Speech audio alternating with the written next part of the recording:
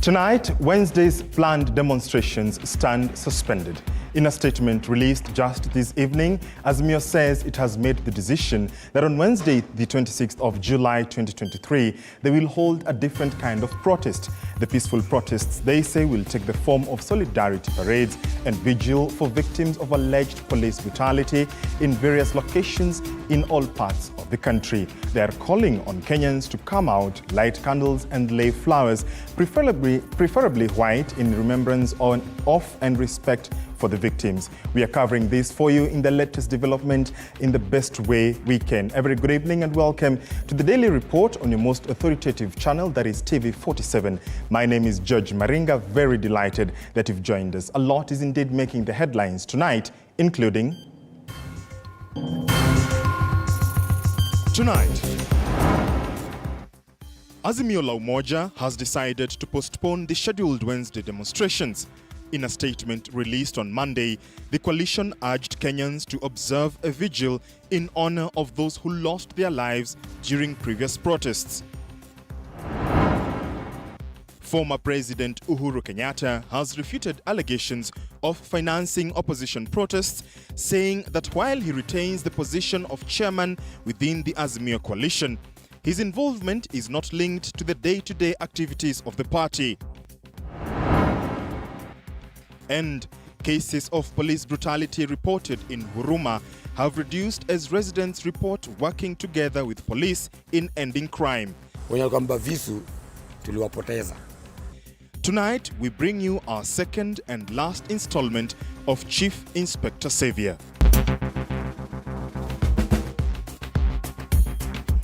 And on the weekly segment tonight, Politics and Power, we focus on the state of the nation. Where is the country headed and what needs to be done?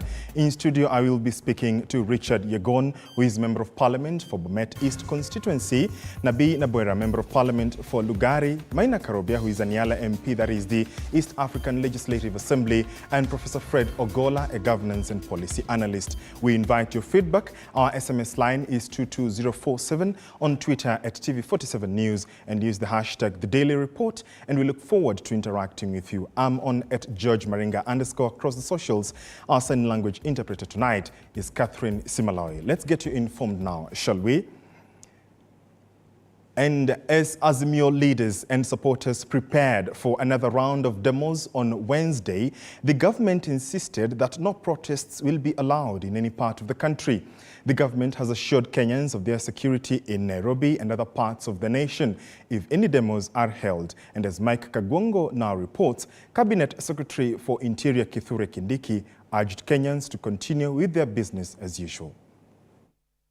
A major push and pull is expected between the government and the opposition during Azimio demos come Wednesday this week. However, Cabinet Secretary for Interior Kithure Kindiki on Monday insisted that no protests will be allowed in any part of the country.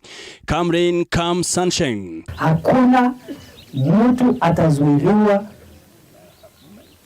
kuuza sera zake za siasa, kwa sababu nchi yetu ni nchi ya katiba, ni nchi ya demokrasia. Hile hatutakubali kama ni watu kujificha katika siasa. Wakijifanya ni siasa wanafanya, lakini kazi yao ni kuharibu mali ya raia wasio na hatia, kuvunja maduka, kunajisi wanawake, watoto wetu. Speaking in Baringo County to witness ground covered by security officers in restoring law and order against banditry, Kindiki urged the opposition to embrace peaceful politics for nation building. Ati kwa sababu wewe ulikuwa kiongozi ama wewe ni kiongozi saa hii, ati tukukubalie uharibu nchi na uchome nchi, tutawakamata, tutawashtaki na hakuna kitu watafanya. There is nothing they will do. Na Kenya itasonga mbele. Azimio leaders led by Raila Odinga have called for fresh demos on Wednesday to push for the lowering of the cost of living, among other demands. However, Kindiki says previous demos by opposition have not been peaceful, leading to deaths, injuries and destruction of property. Kufunga mabarabara, ati wanasema ati wakifanya hivyo bei ya unga itashuka. Hiyo sio siasa, hiyo ni uhalifu. Kindiki also warned against trespassing into northern Kenyan territories that have been designated as disturbed and dangerous. According to the CS, anyone discovered trying to enter the gazetted areas under the pretense of looking for grazing areas will be dealt with. Nyerere Hills, Tandale Valley, and all the places that were contained in the measures that were taken on 12 March 2023. Any person found in those areas will be treated as a bandit and a suspect of armed banditry. Security personnel in the Maliza Uhalifu operation are expected to stay in the ground for a long time and take all necessary precautions to prevent criminals from regaining access to the hideouts. Unajua hao wakora wezi wa ng'ombe wanajificha kwa ng'ombe, wanasema wanatafutia ng'ombe malisho na nyasi, lakini ni uhalifu. Wanakuja wanaua watu, kuchukua mifugo ya wengine, wanajificha hapo kwa nyasi. Sasa kuna wengine wamejificha kwa siasa, wengine wamejificha kwa dini. Korkoron Hills, Arabal Hills and Tantare Valleys are among the gazetted areas.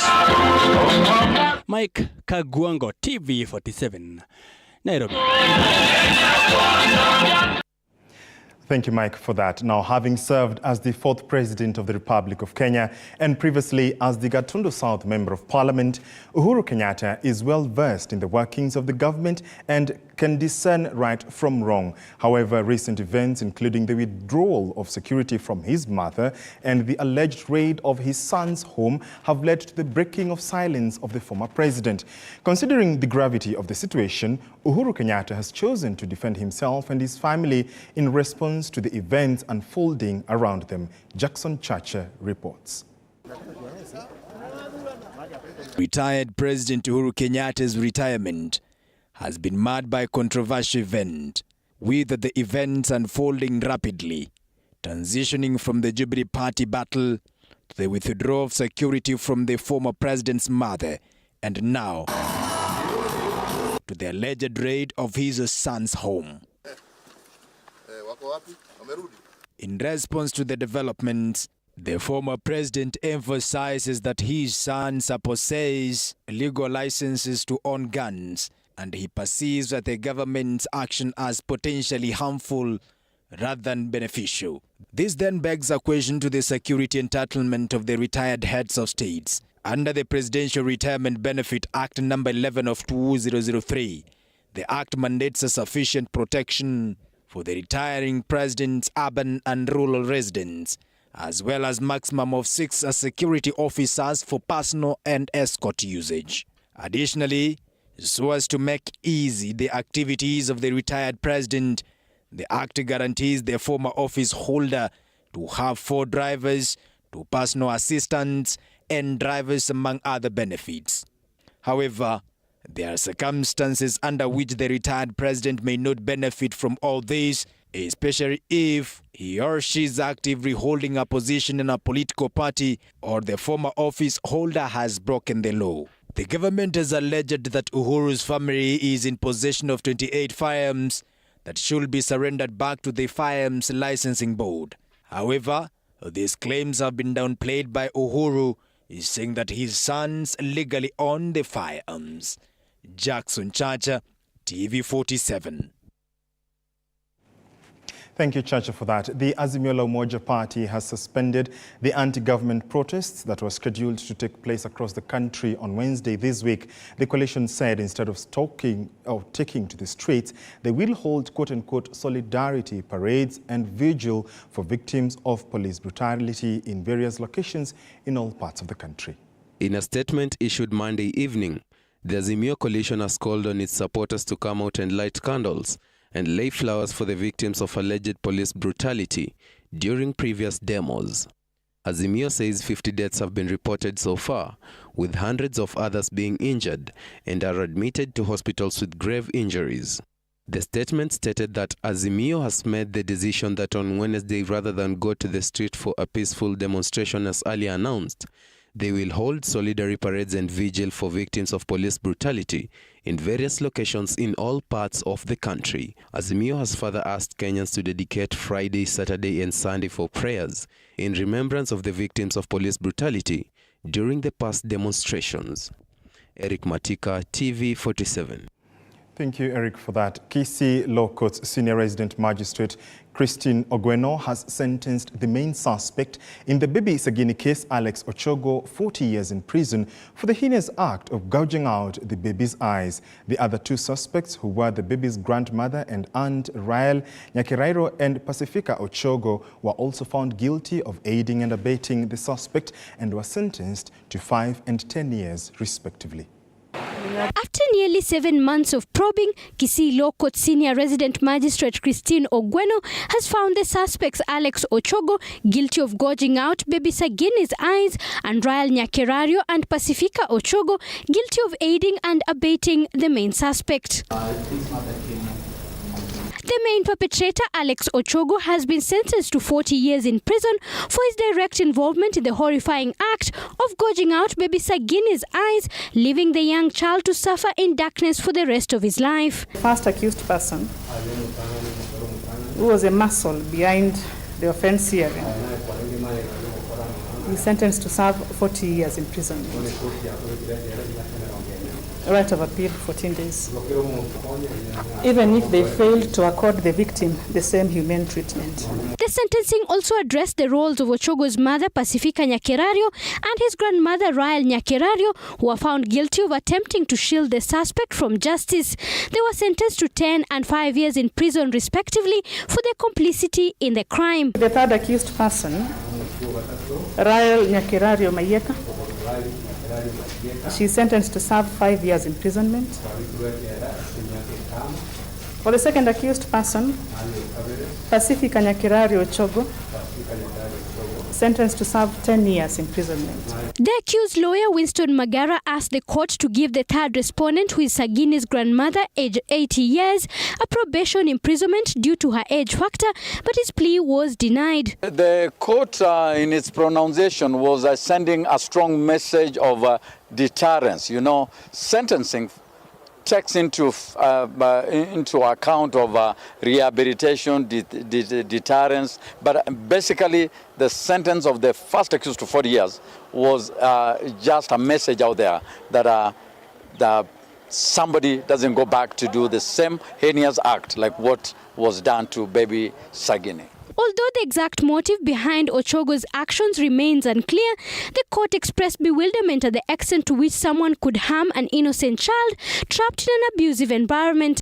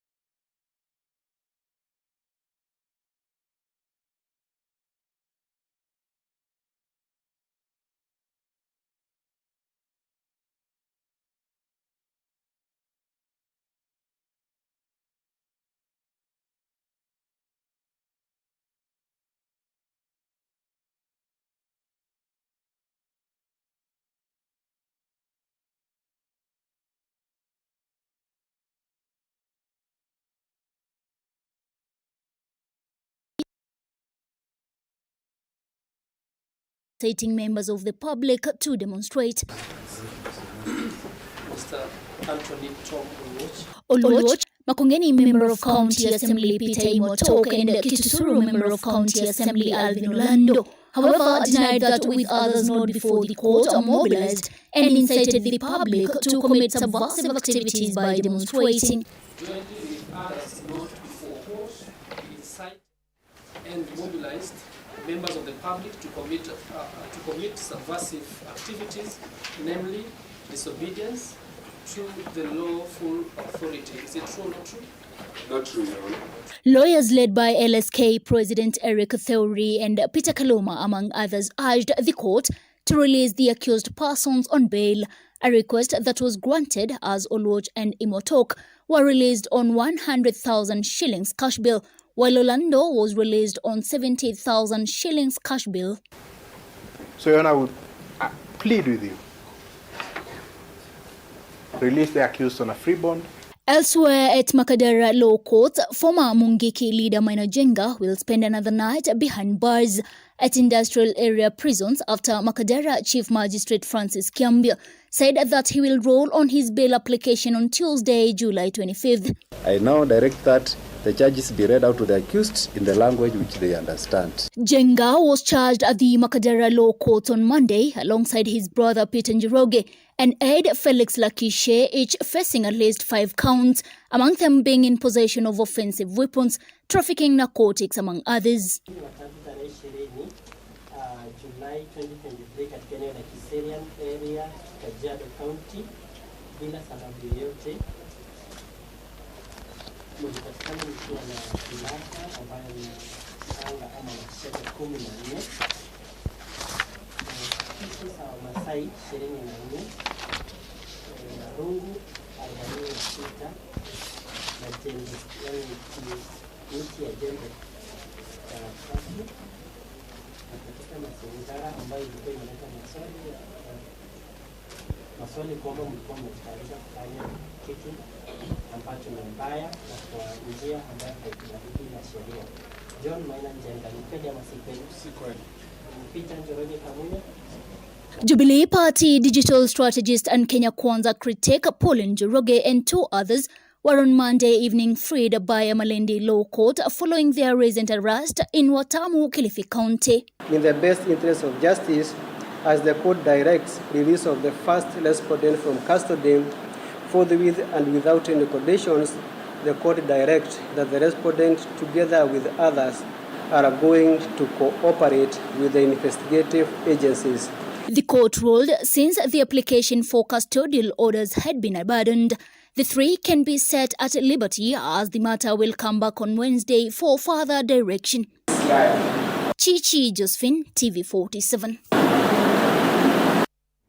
Thank you, Chichi, for that. Now, President William Ruto has been placed at the center of the Sudan war with a senior general from the Sudan Armed Forces ordering Ruto to quit the mediation talks regarding the country, accusing him of allegedly taking sides. President Ruto has been advocating and leading peace talks of the war-torn country, pitting 2 military factions. Moige William with more.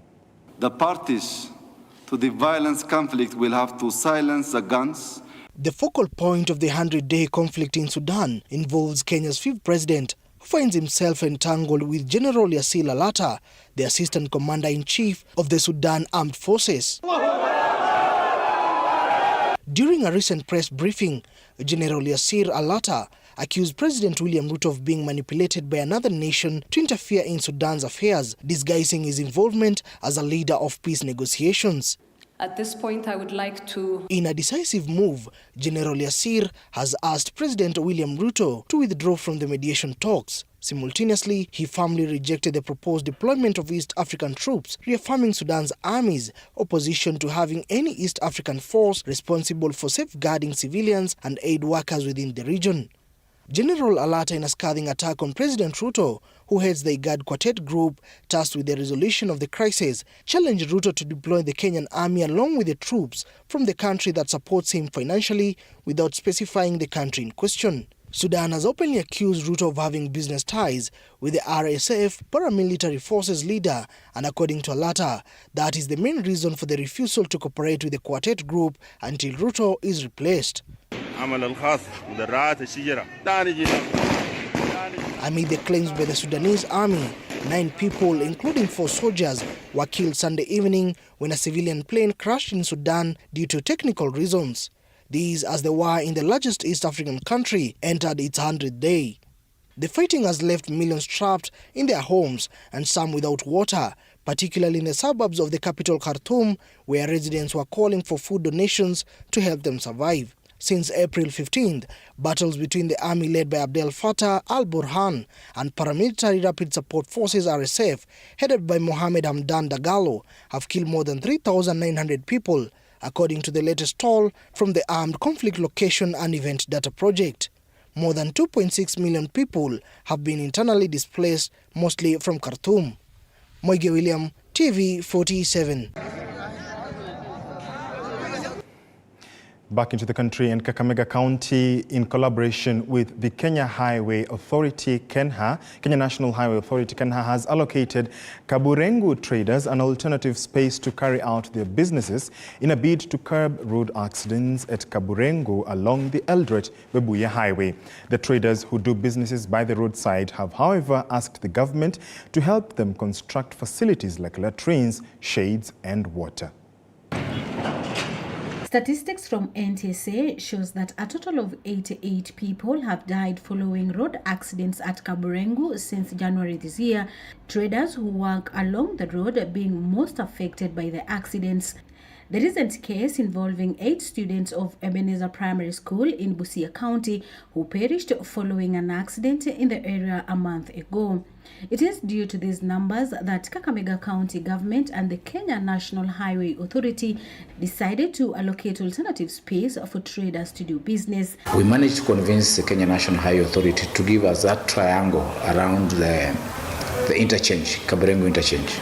So to relocate all these traders from the road, and we allocate them that area temporarily as we construct a permanent market for them. The traders applauded the move, urging the county government to put up latrines and ensure constant water supply to enhance cleanliness in the new space. Kutuhamisha kwa barabara itulete mahali hapa, naona kama tuko na safe. Lakini safe yenye tuko nayo upande wa kuuza, lakini pale tuko na challenge. Hatuna haja ndogo kwa bali tunaenda. Hatuna mali naweza kwenda haja kubwa.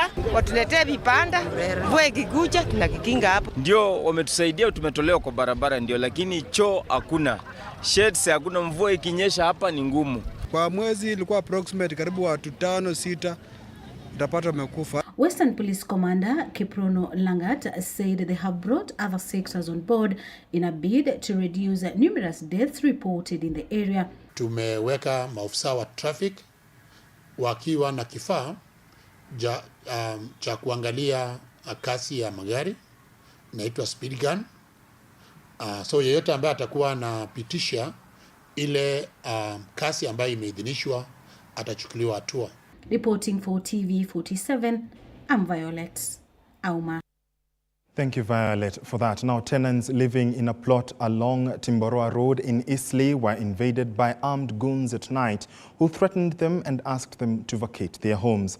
The residents, who are now in fear of their security, say that they do not know how they will be able to vacate their houses on such a short notice amidst intimidations. Nikasikiliza nikasikia kama iko maneno inaendelea nje. Ndio niliamuka nikasikiliza nikaona hapa siwezi ngojea sababu mlango yangu ni ambao. Ndio niliondoka nikatoka sasa nikasimama hapo nje. Nikasikiliza nikaona watu wanaweza ingia ndani. Ndio nilitoroka kwangu nikafunga mlango na nikaenda kwa mama mwingine. Ndio waliingia mpaka wakafuja mlango yangu na wakaingia ndani. Na wakaharibu ile vitu zilikuwa ndani. Hata pesa nilikuwa niende sokoni leo, walienda nazo. Sasa unashindwa utaweka vitu nje saa ngapi? Na sisi ile kitu iko ni usalama tu ndio tunasema. Na vile nimemwambia usalama ndio kitu muhimu kwa mtu. Kwa sababu kama huna usalama, hata saa hii sisi hatujakunywa chai, tumekuwa na wasiwasi kwa sababu ya hiyo maneno. Hata kiwa ni wewe watu wakuja kugongea nyumba kama unalala, hauwezi nini? Na watu wengi sana vile rika mnaona niko nao ni watu wako na pressure. Ukiwa na pressure hata kukula unakosa kukula. Kwa hivyo ile kitu ninasema tu ni security, na ile mambo ilikuwa usiku ilikuwa mambo mbaya sana. Now, at the heart of one of Nairobi's most notorious slums, a new approach to policing is taking hold. For years, residents of this neighborhood have lived in fear of both criminals and the police, with extrajudicial killings being a common occurrence. But now, thanks to the efforts of one officer commanding Huruma Police Station, things have taken a different direction. Here is Moiga William with the second part of the Chief Inspector Savior. Take a look. Pain, anguish, and a bitter voice of these two mothers. They mentioned a turnaround of police operations within the area, crediting it to a new police boss who took over command 2 years ago. So I have 4 MCAs underneath. Officer commanding Huruma Police Station is the talk of town. Chief Inspector Robert Mugo in 2021 was transferred to the area, and according to residents, the man has changed the face of policing. We caught up with OCS Mugo when he was meeting visitors who had come to check why the station had been ranked the best by an NGO who declined to a request to be named in this report. Mugo explained that his approach to policing involves counseling youth and building relationships with the community. You know, in the service delivery, you don't wait for things to come tomorrow. If you are able to use this one, which God has given you freely, this one, mouth, then it is okay, use it. But otherwise, Mugo is praised for his approach to policing that said to have changed the way civilians view the police, which in turn has had a positive impact on crime rates in the area. Here in Mathare, this uniform is a bit scary. Right. I don't know why. But there's a gap that we are trying to bridge by now engaging the members of community on community policy. Right. Because we have there's a tribe down here at Kiamaiko, and where culture is harmful. The works of Mugo and officers stationed at Huruma are complemented by Don Carlos Otieno, a 23-year-old reformed member of a criminal organized gang. Granting us an interview, Otieno revealed they wielded crude weapons and stole and snatched phones from innocent city residents. For the youthful Otieno, his criminal life started in high school and will skip classes, go out to steal from people. His friends did not last long in the world of crime. Most of them died after being shot dead by the police. Na wengi wenye kwamba visu tuliwapoteza. How he managed to get out of the world of crime was a question we did not fail to pose. Huo sasa kange kwa ofisi. Sasa sema ati nimtoka kwa ofisi. Akange kwa ofisi. He's walking in the ground talking with the youth, trying to tell them about the goodness of changing. Mimi nampenda na hiyo kitu moja. Juu pia advice yake ananipatia. Au daily nikimtembelea lazima ni advice. Asking about the new police commander, he had an interesting answer. Ukija kuzusha OCS mbele ya mayutu wetu, you will be at risk. Utakuwa na risk sana. Juu watamsikiza sana kukushinda. Nimekuwa mtu ako free na watu. So unakuja unaleta shida tu ndakuvuruga na yeye. Hata before waita askari utakuwa na kazi ngumu. But then we have to also educate them, sensitize the community around us that this is wrong. If there's conflict in law, this is the procedure which is supposed to be followed. Asante sana kwa kazi nzuri, kwa kazi nzuri, kwa kazi nzuri, kwa kazi nzuri uliyofanya, uliyofanya, uliyofanya, uliyofanya. Asante, asante. Mugo is passionate about ending crime and changing the narrative and changing the relationship between police and the civilian. Huruma residents hold him in high regard, but will the narrative change completely? It is a question of wait and see. Moiga William, TV 47, Huruma in Nairobi County.